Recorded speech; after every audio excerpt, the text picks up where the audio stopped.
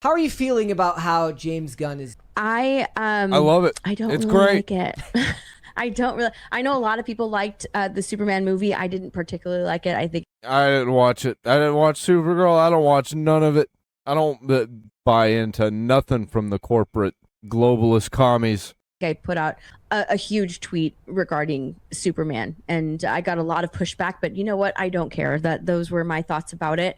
I didn't watch Peacemaker. I didn't really care about that character. I didn't even like the Suicide Squad movie that he Same. when that came I don't like none of it. 2016 and onward, pretty much all the superhero stuff I was out on. out. So there's a lot of projects Is that 2016? When did Suicide Squad come out? That's when it started falling off for me.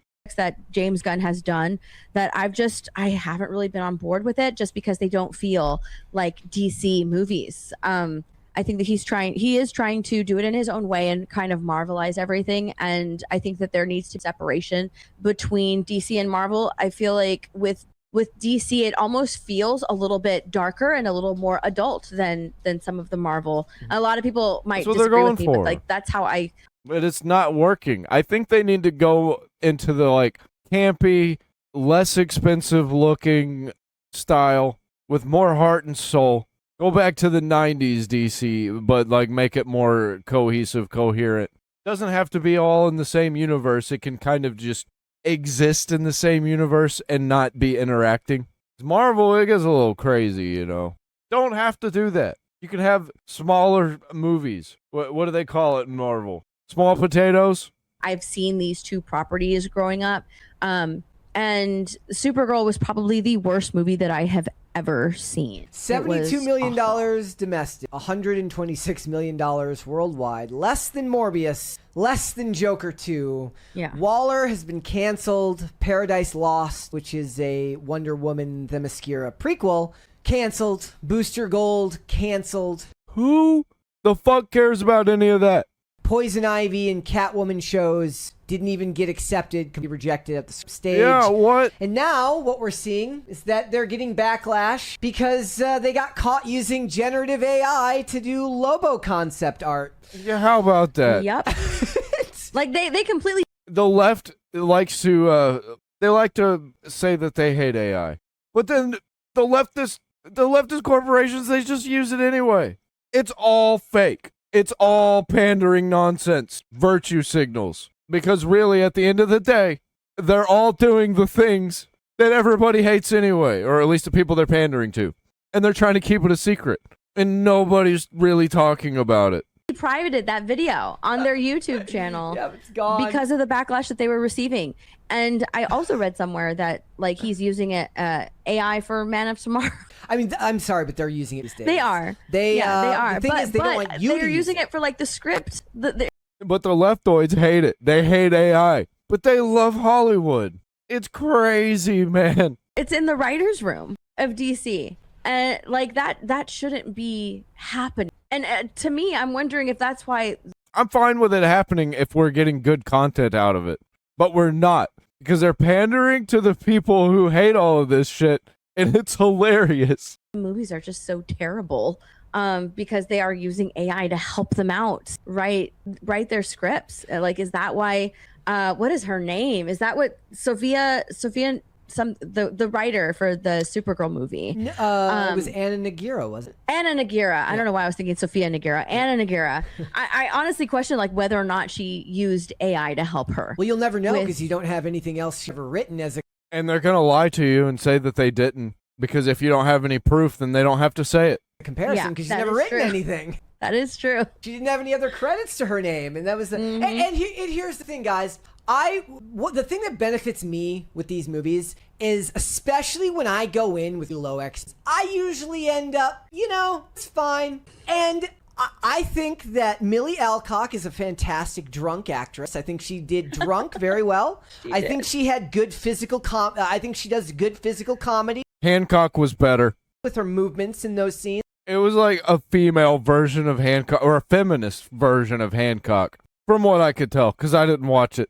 And in I just heard people talking about it on YouTube, because I would much rather watch my favorite YouTubes talk about a shit movie than waste my time watching a shit movie. and I'm definitely not paying money for it. I barely pay money for things that I like. In general, I thought that the movie was. I think I gave it like a B- or a C or something. Oh, you were like that. incredibly generous. I am the most generous movie critic in history. I love everything. Yeah, but it can't afford that. It can't afford B- or a C from somebody who likes everything. It needs to be absolutely phenomenal for everybody and make hundreds of millions of dollars and even billions of dollars. And they could have easily done that. But they're all a bunch of weirdo woke freaks working on this. They pushed out all the people with talent. I loved everything but The Crow and Wonka. Those are the only two movies. Oh, I loved Wonka.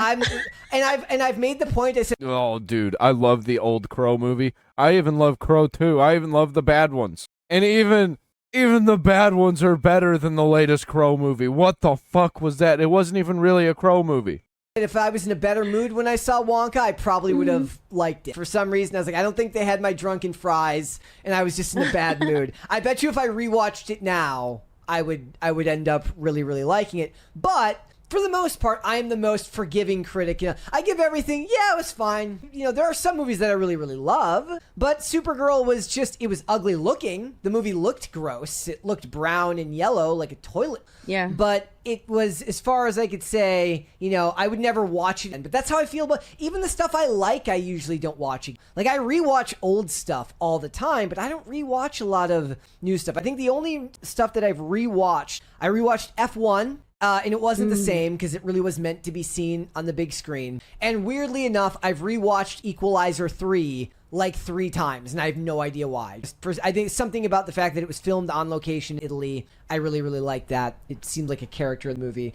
But look, guys, these studios, they're using AI for everything, and they are actively working to stop you from using it by shaming you because they don't want you to have access to the same technology that they do. And that's the sad fact, is that they're going to be using it every stage of the movie making. Do you consider it more of a problem in script writing as opposed to just like there's a vast difference between the storyboarding,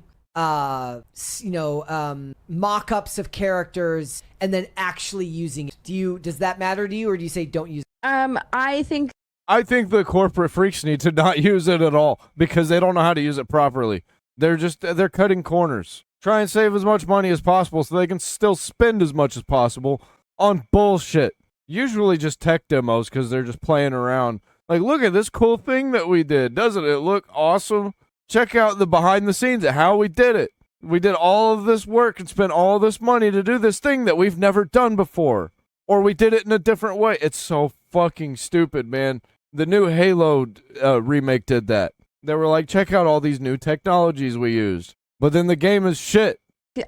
As far as storyboarding, sure. That's I guess you can use it in that stage. The way that they were... Okay, that's enough of this one. I think they're just going to keep talking about Hollywood and the tricks that they use. Really, it was about the Lobo situation. Check out Pop Culture Crisis, though. It's a cool show. Vera Dark's on there sometimes.